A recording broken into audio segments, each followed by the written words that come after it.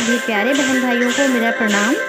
उम्मीद करती हूँ कि आप सब बहुत अच्छे होंगे और अपना ख्याल रख रहे होंगे, क्योंकि मौसम बहुत ज़्यादा ठंडा हो रहा है। बहुत ही कोहरा छाया हुआ है और बहुत ठंडी ठंडी हवाएं चल रही हैं। तो अपना बचाव रखें और अपने बच्चों का भी ख्याल रखें। और देखिए 3-4 दिन से मैं सोच रही थी कि गेहूँ साफ़ करने हैं, लेकिन समय नहीं मिल पा रहा था। पूरा दिन ऐसे ही काम में निकल जाता है और गाँव में तो बहुत ज़्यादा काम होता है, हम सभी जानते हैं।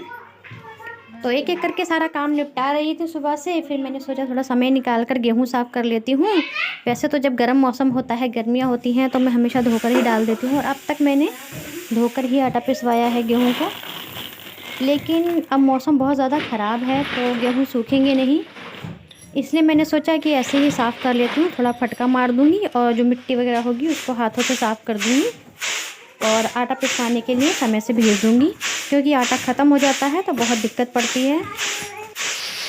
शादी से पहले तो कभी छाछ चलाया ही नहीं, क्योंकि ज़रूरत ही नहीं पड़ती, मम्मी होती है ना, इसलिए।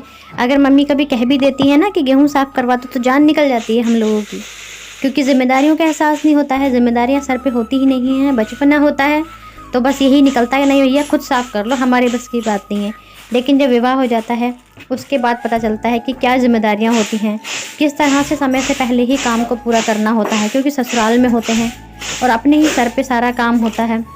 तो देखिए बहुत ज़िम्मेदारियाँ होती हैं विवाह के बाद, लेकिन उससे पहले जो होता है मायका, वहाँ तो बहुत मौज मस्ती वाला जीवन होता है। वहाँ तो कभी मैंने छाछ भी नहीं चलाया और ना ही कभी कोई मिट्टी का काम किया, लेकिन अब सब करना पड़ता है, क्योंकि अब ज़िम्मेदारियाँ हैं हमारे ऊपर। हम माता पिता बन चुके हैं, हमारे बच्चों के प्रति बहुत सारी ज़िम्मेदारियाँ हैं, घर के प्रति बहुत ज़िम्मेदारियाँ हैं। और शहरों के मुताबिक गांव में बहुत ज़्यादा काम होता है दोस्तों।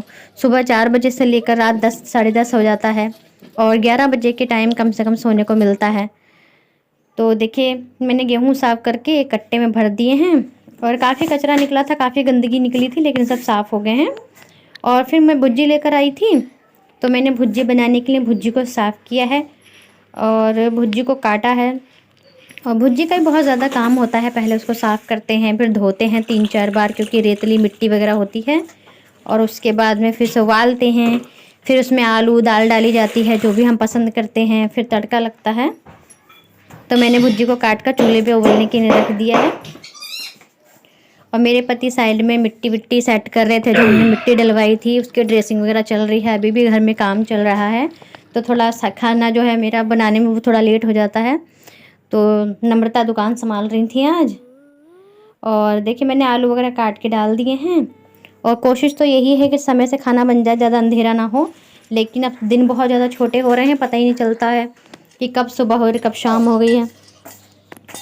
तो देखिए अंधेरा हो चुका है और भुज्जी उबल गई है, मैं तड़का लगा रही हूँ। उसके बाद मैं थोड़ी चावल की रोटी बनाऊँगी, क्योंकि चावल की रोटी बहुत ज़्यादा पसंद की जाती है गाँव में। और मेरे घर पर तो मेरे हस्बैंड जो हैं उन्हें तो बहुत ज़्यादा पसंद है और बच्चे भी पसंद करते हैं चावल की रोटी खाना। तो मुझे चावल की रोटी बनानी है। तो देखिए ज़िम्मेदारियों से भरा कैसा जीवन होता है, किस तरह से ज़िम्मेदारियाँ काम करवा देती हैं। और कभी कभी थोड़ी थकावट महसूस होती है, लेकिन जब अपनी फैमिली के लिए कुछ किया जाता है तो अच्छा लगता है। और इतना समय ही नहीं मिलता है कि बैठकर कुछ अपने बारे में सोच लें, बस पूरा दिन काम में ही निकल जाता है। कभी कभी कुछ लोग कहते हैं कि हम घर में रह रह कर बोर हो गए हैं, लेकिन मैंने आज तक कभी ऐसा नहीं सोचा, क्योंकि घर तो हमारा आशियाना है, हमारे सपनों का एक आशियाना है, हमारे सपनों का संसार है। तो अपने संसार से कोई कैसे बोर हो सकता है।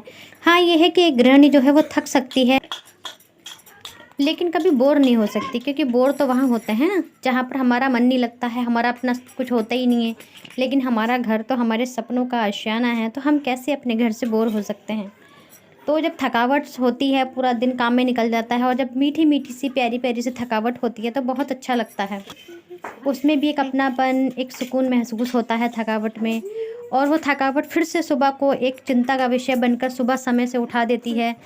और बस यही रहता है कि जल्दी से काम कर लें फिनिश, और अपने बच्चों के लिए एक बहुत अच्छे भविष्य की कामना रहती है कि अपने बच्चों को एक अच्छा भविष्य दे पाएँ, एक अच्छी लाइफ, एक अच्छी ज़िंदगी दे पाएँ, अच्छे संस्कार दे पाएँ, ताकि वो आगे चलकर अपने भविष्य में एक अच्छे इंसान साबित हों। तो आज की वीडियो में इतना ही। जो वीडियो पर नए आए हैं प्लीज़ चैनल को सब्सक्राइब करें, वीडियो को लाइक करें और शेयर कमेंट करें। तो मिलते हैं न्यू वीडियो में, तब तक के लिए